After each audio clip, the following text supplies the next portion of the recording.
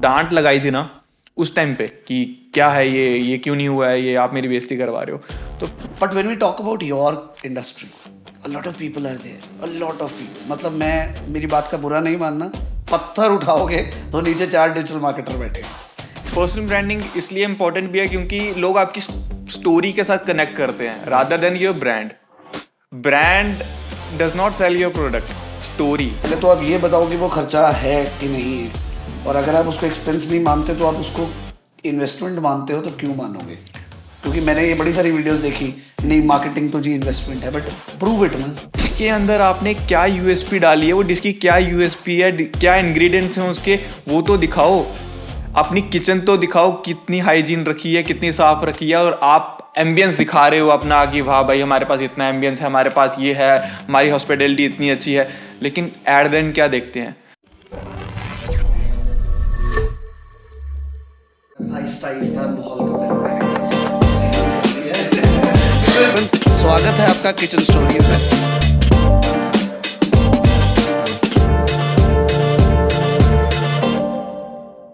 Hello everyone, नमस्ते, सत श्री अकाल, आदाब एंड वेलकम। हम बहुत टाइम के बाद आपको दोबारा मिल रहे हैं द किचन स्टोरीज में, and we came after a very very long break. Reasons तो बहुत सारे हैं, बट इतने से एपिसोड में सब कुछ नहीं बता सकता। बट अगले एपिसोड में you will find a new set and it will be great. और हमारे अगले सेट को ही शायद हम तैयार कर रहे थे, इसलिए उसमें भी कहीं ज़्यादा हमको टाइम लगा। But today we are here with a different kind of episode, a different kind of industry, a different kind of people talking about different things. करण इतना different क्या है? Because it's not just food. आने वाले time में यहीं से शुरू कर देता हूँ। आने वाले टाइम में डिजिटल मार्केटिंग ऐसा स्कोप है जो पहले भी बहुत इंपॉर्टेंट था और आगे भी बहुत इंपॉर्टेंट होगा। When we talk about digital marketing, social media marketing, digitally आपने Facebook, Instagram and all these platforms जहाँ पे आपको अपना ब्रांड प्रमोट करना आज की डेट में बहुत ज़रूरी है। इन्हीं इंडस्ट्री के अंदर इन्हीं सारे ब्रांड्स के पीछे एक ब्रांड ऐसा है जो इन लोगों को बरसों से मदद कर रहा है। When we talk about restaurants and cafes, एक कंपनी है जिसका नाम है हाइप टाइप क्रिएटर्स, और इनके ओनर हैं जतिन मनहास, जो आज हमारे गेस्ट हैं। So welcome Jatin. Thank you and thank you for having me here.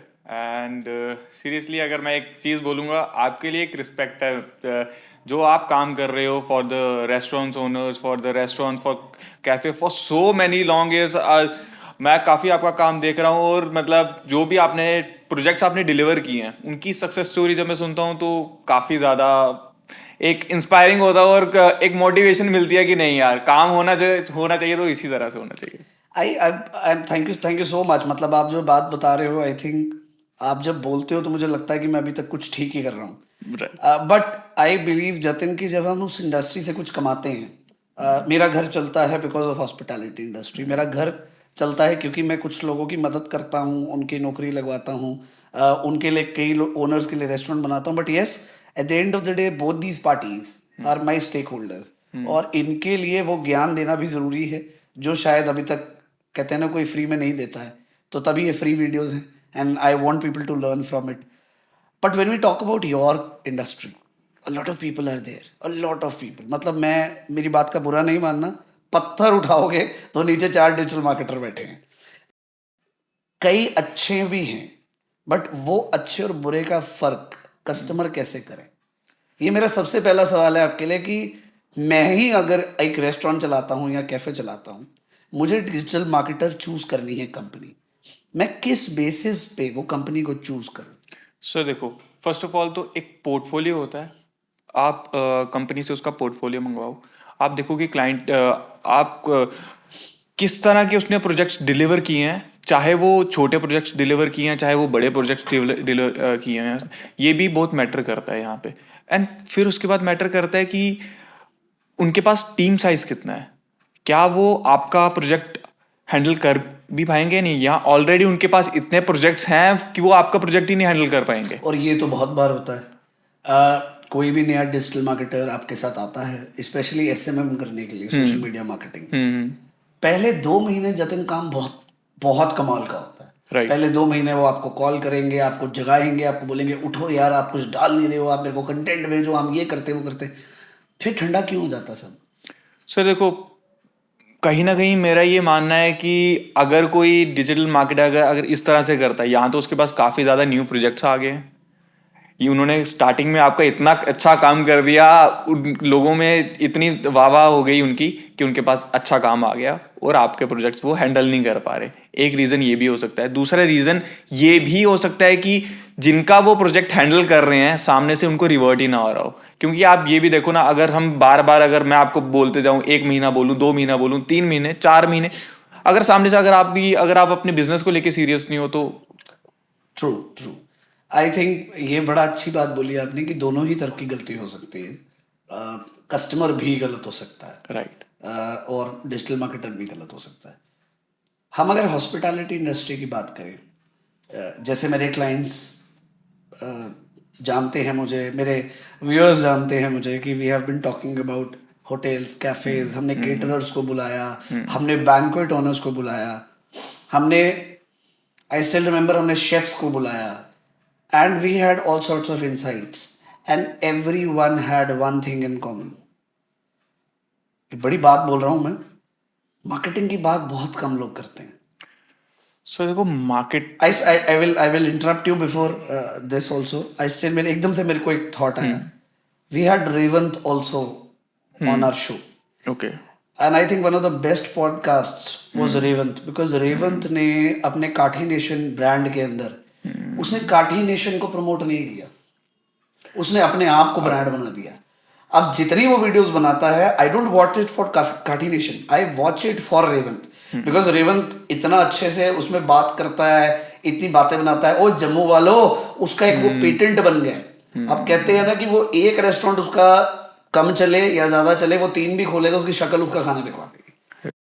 So do you believe कि जैसे कोई अपने आप को एक ब्रांड बना देता है, वैसे ही उसकी भी रेस्टोरेंट की रिस्पॉन्सिबिलिटी आपकी है when it comes to your company, when it comes to a digital marketer? Do you believe that making him a brand rather than the brand a brand, which is more better?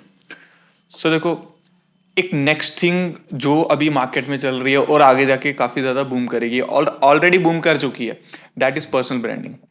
आप local level पे देख लो, national level पे देख लो या international level पे देख लो, जो personal branding ने काम किया है ना, आप ये नहीं जानोगे कि निखिल कामत की कंपनी सिर्फ ज़ीरोधा है, वो ऐसी ज़ीरोधा जैसी 20-30 और ब्रांड रन कर रहा है। अच्छा।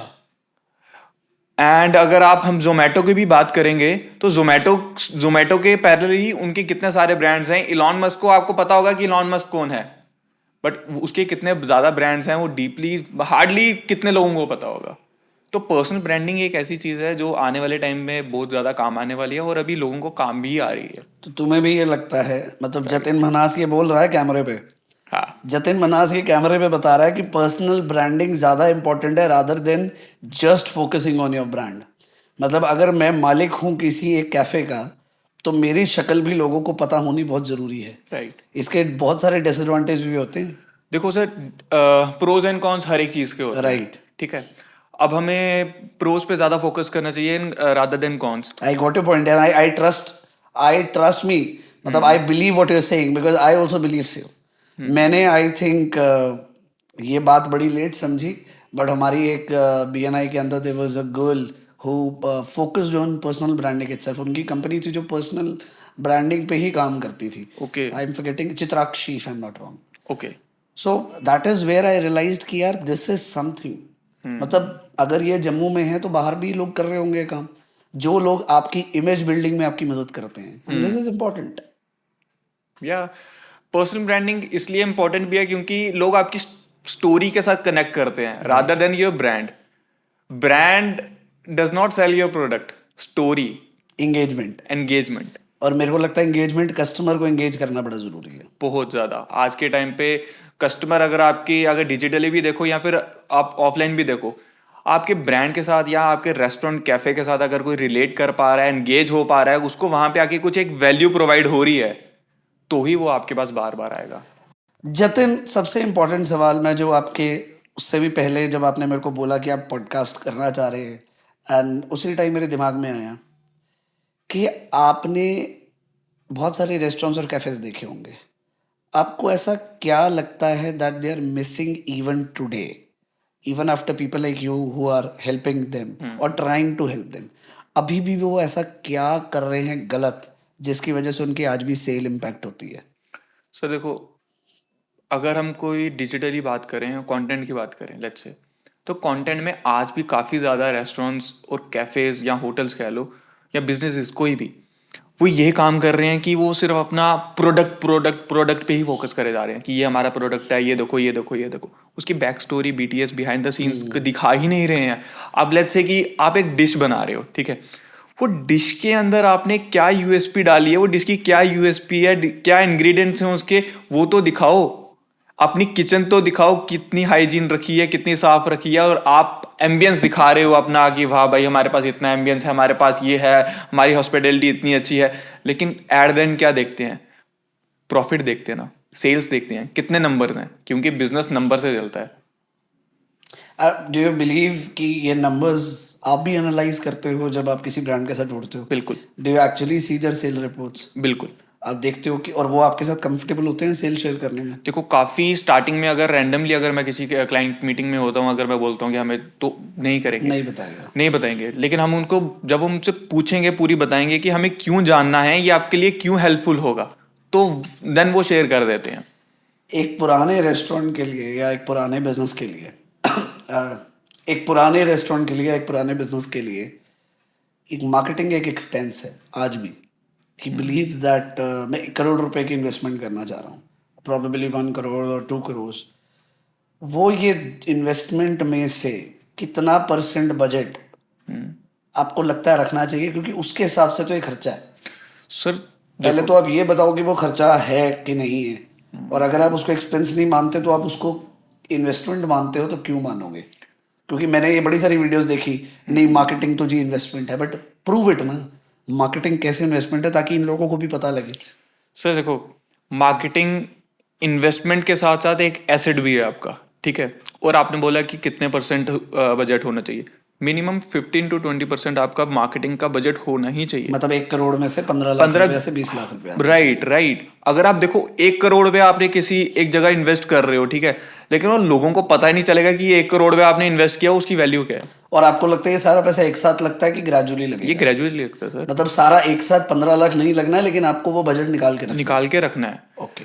आपकी देखो, इसमें जरूरी नहीं है कि आपका 15 का 15 लाख आपका डिजिटली लगेगा या फिर ऑफलाइन लगेगा। कुछ आपके होर्डिंग्स भी लगेंगे, कुछ आपके बिलबोर्ड्स होंगे, कुछ आपके sponsorships भी स्पॉन्सरशिप्स भी होंगी, फिर उसके बाद आपकी एड्स भी लगेंगी। जो आपका यूएसपी डिश है, आप उसके लिए एड भी लगाओगे, आप दिखाओगे भी, ऑफर्स के भी एड लगाओगे, लॉन्च के लिए, लॉन्च के ऊपर आप एड लगाओगे। ये सारी चीज़ों के ऊपर जब एड्स, ये प्रॉपरली पूरा बजट बनता है, तो इसीलिए ये 15 से 20 लाख दिखता है। ओके। ये तो हो गया नए रेस्टोरेंट के लिए, नए बिजनेस के लिए। पुराने बिजनेस के लिए कैसे करें? वो बजट कहाँ से निकाले? मार्केट में मंदा है जी, मेरे पास तो काम ही नहीं है, तब इन्वेस्टमेंट करें, या जब बहुत अच्छा काम चल रहा है तब इन्वेस्टमेंट करें? सर देखो, कहने की ये बात है कि अगर आपका बिजनेस बहुत ही अच्छा चल रहा है, लेट्स से कि अगर किसी का मन ही नहीं हो, जब बोले कि मेरे पास अभी जितना आ रहा है मैं उससे ही खुश हूँ जी, अगर किसी का मन ही नहीं है, आप उसको जितना मर्जी मना लो, वो नहीं करेगा। एंड अगर कोई बोले कि नहीं, मेरे को अभी जितना आ रहा है इससे मुझे और आगे चाहिए, तो उसको वहां पे एक पर्सनल माइंडसेट ग्रोथ भी मैटर करती है। अगर उसकी पर्सनल माइंडसेट है, और उसको मंथली क्या बजट रखना चाहिए फॉर अ स्मॉल कैफे, जिसने सोचो 20 से 25 लाख लगाया हुआ है, चला रहा है ऑलरेडी, सेल मान के चलो 15,000 से 20,000 होगी, आपको क्या लगता है वो मार्केटिंग का कितना बजट हर महीने स्पेंड करे? सब 15 से 20,000 रोज की सेल है। राइट। हाँ, तो आपको क्या लगता है वो महीने का कितना बजट मार्केटिंग के लिए निकाल के तो रखे? मार्केटिंग के लिए मिनिमम टू मिनिमम वो 60, 70, 80 लाया करता है इस मतलब टीयर 60-70 हज़ार रुपये निकाल के चले। निकाल के चले। ये जरूरी नहीं है डिजिटल के लिए, सारी चीजों के लिए। Do you feel sponsorships are important? Right. Why is it important? Sir देखो, आप कुछ भी चीज कर रहे हो, ठीक है, लेट्स से कि आपने एक 15 साल से अब एक ब्रांड रन कर रहे हो, ठीक है, आप उसके पीछे की स्टोरी नहीं दिखा रहे हो कि आप स्पॉन्सरशिप क्यों करना चाहते हो, आप स्पॉन्सर क्यों करना चाहते हो किसी एक ब्रांड को या किसी एक पर्सनल कोई एक इंडिविजुअल इवेंट को। लेट्स से हम इवेंट की बात कर ले, event Let's sponsorship. suppose grow Sunburn, sunburn, right and there are a lot of sponsors in Sunburn. Right So why do people take that sponsorship?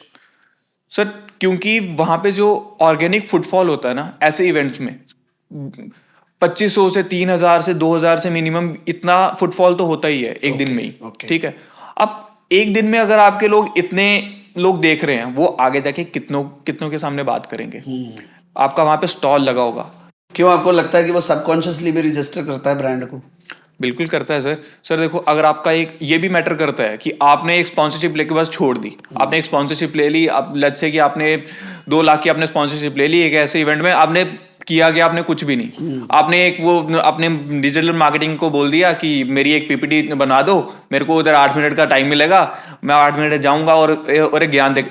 अगर आप इस तरह से करोगे ना, ट्रस्ट मी, कोई नहीं सुनेगा ना, क्योंकि लोग वहां पे इवेंट एंजॉय करने गए हैं, वहां पे आपका ज्ञान सुनने नहीं गए। तो आप उसके तरीके से आप वहां का किस तरह से आप अपनी पीपीटी या फिर अपना कंटेंट बना सकते हो, या आपका जो बूथ होगा उसको किस तरह से डिजाइन कर सकते हो ताकि वो लोगों को अट्रैक्ट करे। I got your point. So मैंने नोट किया कि मेरे जो ज्वेलर फ्रेंड्स हैं, they do a lot of sponsorships, and I always thought कि यार क्यों करते हैं, इतने पैसे क्यों लगाते हैं, 2 लाख 3 लाख। मेरा एक जूते वाला दोस्त भी है, वो जूते बेचता है, अच्छा। वो भी बड़ी स्पॉन्सरशिप लेता है। आई रियलाइज्ड कि क्या इशू है एक्चुअली में कि it is your subconscious registration. आपको आज तो वो ब्रांड दिख रहा है, और जब वो ब्रांड एक्चुअली में कल आप दोबारा उस शोरूम के बाहर से निकलोगे या उस ऑफिस के बाहर से निकलोगे, आपको देखा देखा लगेगा। राइट, है ना? ऐसा होता है भी है, और ये मार्केट की एक स्टडी भी है। अब लेट्स से कि हम एड्स की बात कर लेते हैं या ब्रांड की। ये एक मार्केट में स्टडी है कि साइकोलॉजी कहती है कि अगर आप कोई चीज़ 8 से 9 बार देखोगे ना, तब जाके अगली बारी आप खरीदोगे। ओके।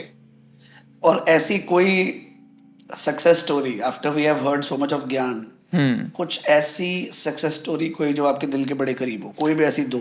सर मेरे दिल के करीब ना, मेरा पहले 2 प्रोजेक्ट्स मेरे काफ़ी ज़्यादा वो है, क्योंकि जब रिसेंटली मैंने अपना काम स्टार्ट किया था बैक एंड, मेरे को याद है कि 2022-2021 का टाइम था। ठीक है, तो मेरे जो प्रोफेसर थे, ठीक है, उन्होंने ही उनके थ्रू ही मेरे को अपना फर्स्ट प्रोजेक्ट मिला था।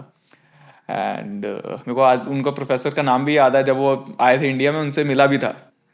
कोविड का टाइम था, सब कुछ ऑनलाइन ही चलता था, ऑनलाइन ही पढ़ाई की थी।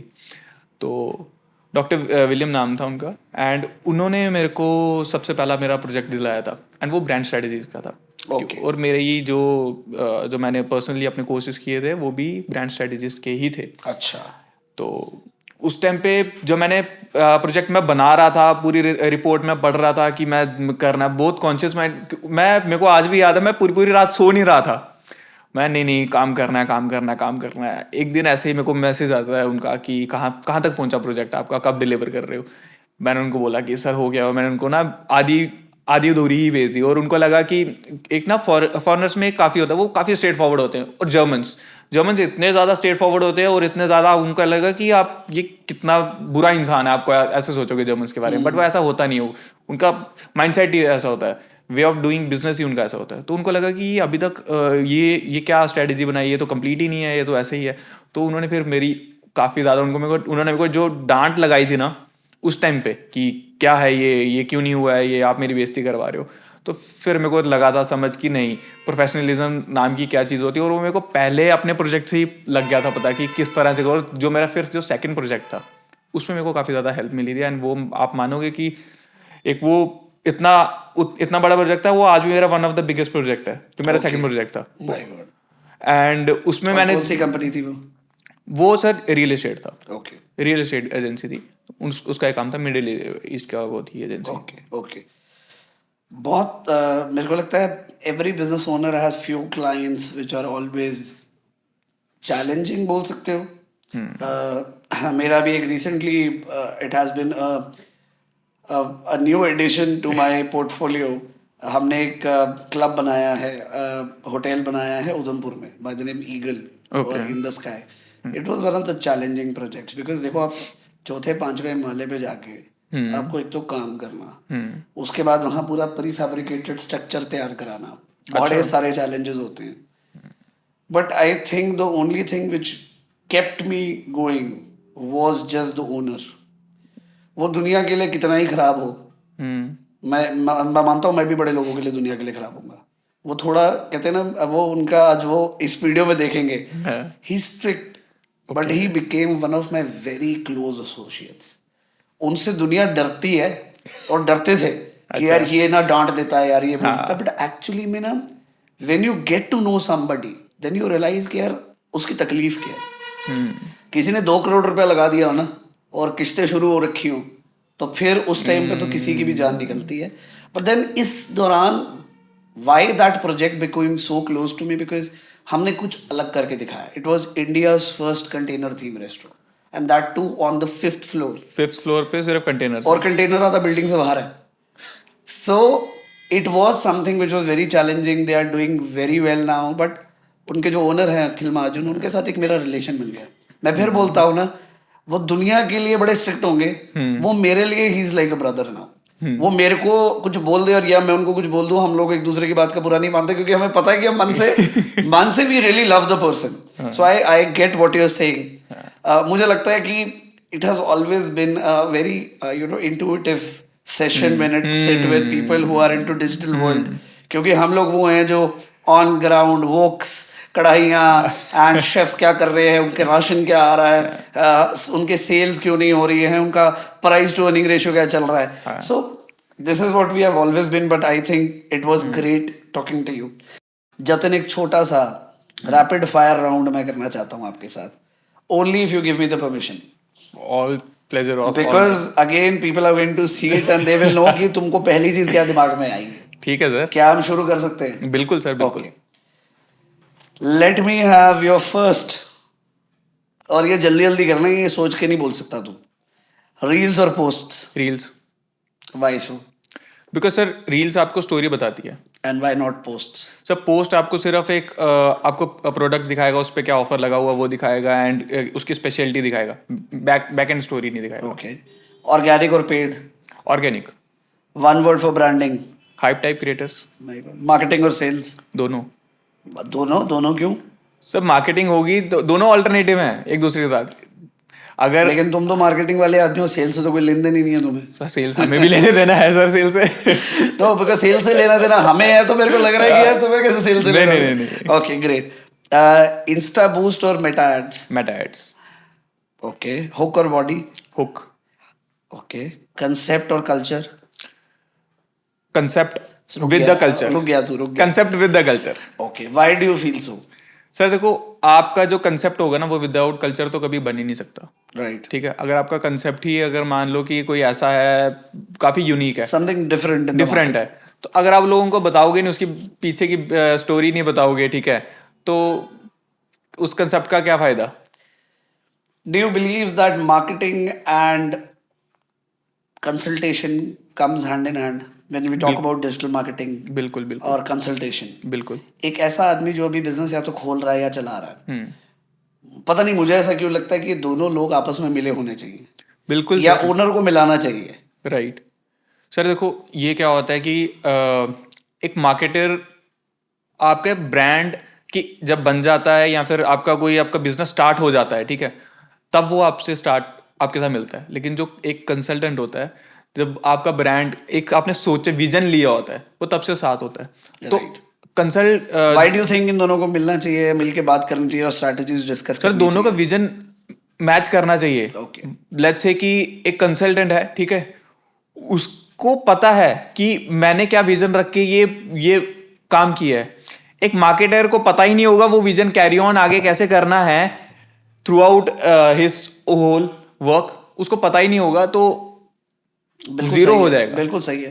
Because I believe that is a very deadly combo and a lot of people are not doing it because then either they don't have a consultant or they don't have a digital marketer. और जिनके पास एक है वो दूसरे को पूछेंगे नहीं. Right. होता क्या है कि अगर ये दोनों जुड़ जाएं, it becomes a really dangerous and a very crazy combination because then, as you told me, your vision actually resonates with what you're trying to tell people. So Jatin, it was a great session with you. We Thank you. discussed the pain points. Right, दुनिया के जो pen points हमने वो discuss किए. बिल्कुल बिल्कुल. And I think लोगों को इससे एक नॉलेज मिलनी चाहिए कि एवरीथिंग इज इम्पोर्टेंट. आपको एक चाय बनाने में ना पत्ती का भी उतना ही रोल है जितना चीनी और दूध और पानी का है. एग्जैक्टली. तो वो अगर वो उनमें से कुछ भी एक चीज नहीं डलेगी तो वो चीज पूरी कंप्लीट नहीं होगी. मैं दूध, मेरे को बड़ी बारी मेरे ना टीम मेंबर बना के देते हैं चाय, और ये दूध ज्यादा डालते हैं, पानी कम डालते हैं. मैं कह यार दूध ना पिलाओ यार. So I believe everything has its own value. बिल्कुल. And we are so happy that Jatin shared some very valuable insights. And अगर आपको जतिन से कंसल्टेशन लेनी है तो please do give him a buzz. Talk to him, discuss about your brand, and if you need a consultation, हम तो इधर हैं ही हैं. बट अब हम एक नया कंसेप्ट भी लाने वाले हैं, which is the business stories. और ये हमारे नए स्टूडियो में होगा, और वहाँ पे आपको सिर्फ रेस्टोरेंट वाला होने की जरूरत नहीं है. कोई भी बिजनेस चलाते हो, starting from a boutique to a photographer to a wedding planner to a civil contractor, a turnkey contractor, architect, आप हमको कॉल करो. We'll do it for you. We'll ask good questions so that लोगों को आपके vision के बारे में पता चले. करण या जस्ट करण पॉडकास्ट करना क्यों है हमें? देखो, it is a video interview and it is where people know about you. आप इतनी देर बैठ के किसी को ज्ञान आमने सामने बताओगे वो बोर हो जाएगा. So this is where this comes into play, and you can talk about your vision and how you want to change the society. यही हमारा विजन था, और मेरी टीम से आपको आज पार्थ और मैं इनवाइट करते हैं. Give me a call, talk to us, tell us how we can help you, but questions हमारे होंगे. Thank you so much. Thank you Jatin for being here. It's all it my was a pleasure. Pleasure. Pleasure, sir.